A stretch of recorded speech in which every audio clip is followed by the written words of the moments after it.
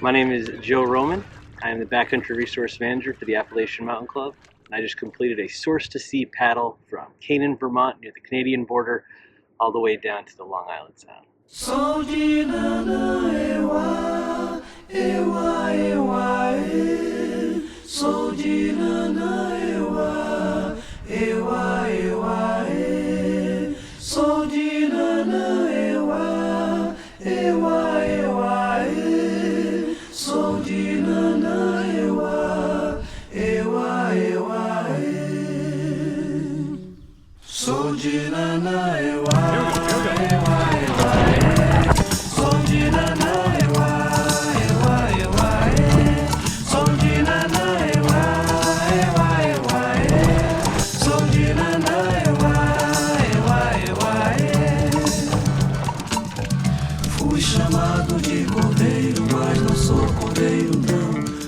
My name is Alex DeLucia. I work for the Appalachian Mountain Club. I'm AMC's Director of Trails and Recreation Management. The Appalachian Mountain Club has maintenance responsibilities for a lot of trails across the Northeast, including connections with the Connecticut River Paddlers Trail. AMC's primary responsibilities with the Connecticut are in Connecticut and Massachusetts, helping the stewardship of 9 sites, either working on land protection or working on campsite construction, and working to establish new campsites to have shorter distances between campsites. I am actually surprised how underutilized this is as a recreational resource. Very few through paddlers, very few full day paddlers. People are often putting in and taking out at the same place. And when you have that as your plan, it really limits what parts of the Connecticut you can access. It is logistically challenging to have to spot a vehicle and all that stuff, but that's the beauty of it. I mean, that's the best part.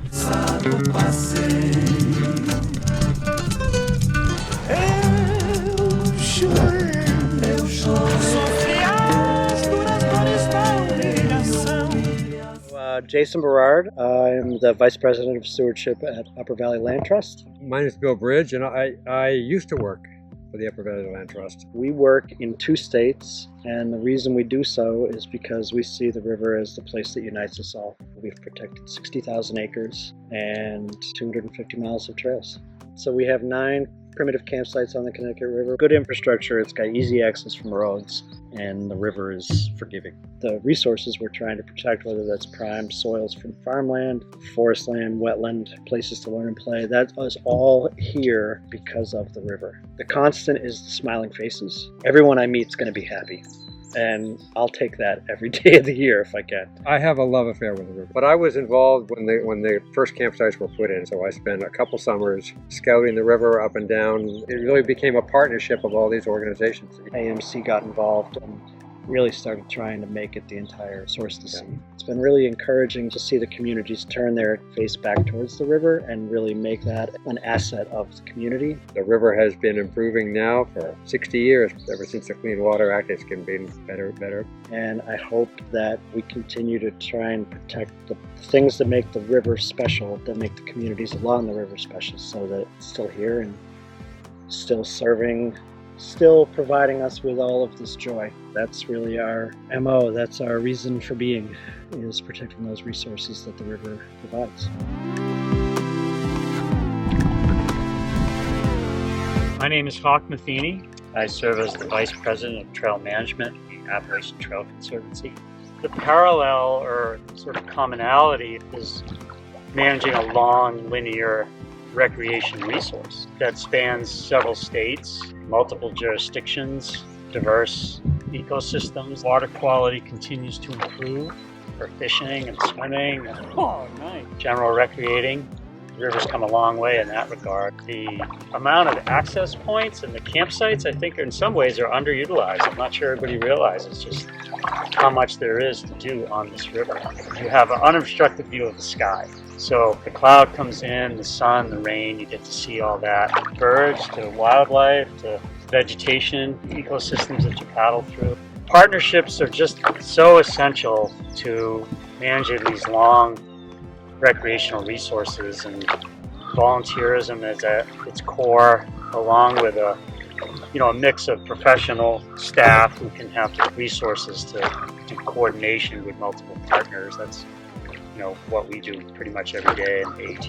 And as much as possible, including local communities in the care and stewardship of this river will be part of its ongoing success as a much-loved resource.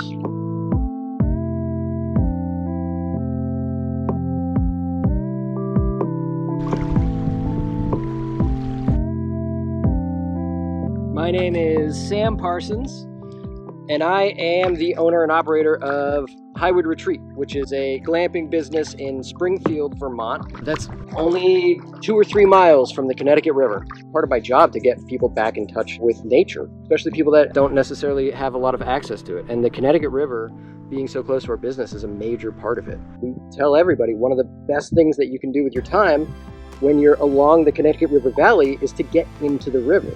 You can kayak, canoe, paddleboard, fish. There are so many great camping spots to just take a lunch and watch the river. The Connecticut River is one of the main features of our business and one of the main purposes of coming to this area. And there's no wrong way to interact with it. I've got Vermont on my right. I've got New Hampshire on my left. The sky is wide open. And a blue heron just flew feet from me. Yeah, I'm having a pretty good day.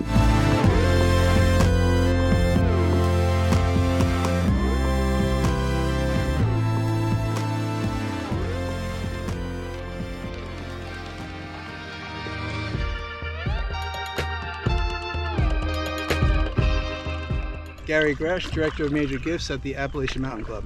My name's Henry Gresh. I'm Gary Gresh's son. We have gotten AMC supporters and President Society members out here on the Connecticut River. We did do a President Society paddle on the Connecticut River last year.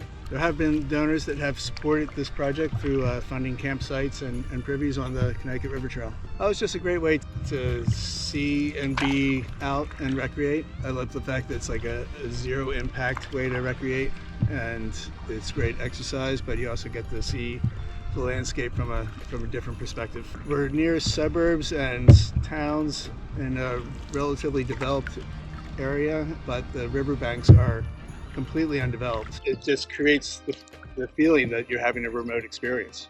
The other thing surprising is just the fact that it's so peaceful, and we're seeing bald eagles, osprey, blue herons in a natural setting. It's just remarkable.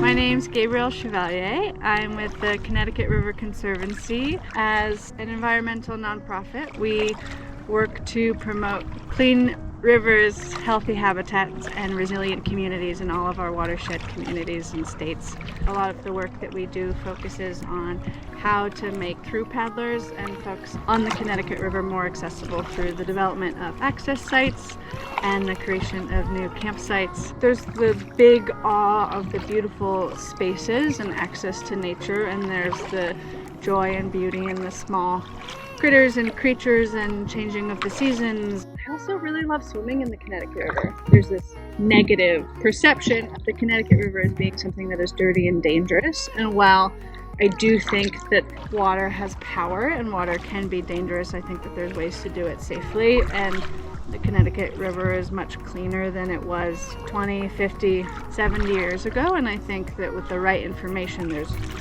ways to be in the river and do it safely. Connecticut River and rivers in general are and should be resources for anyone. There's no right way, and there's also 1,000 ways to engage with the river. So, yeah.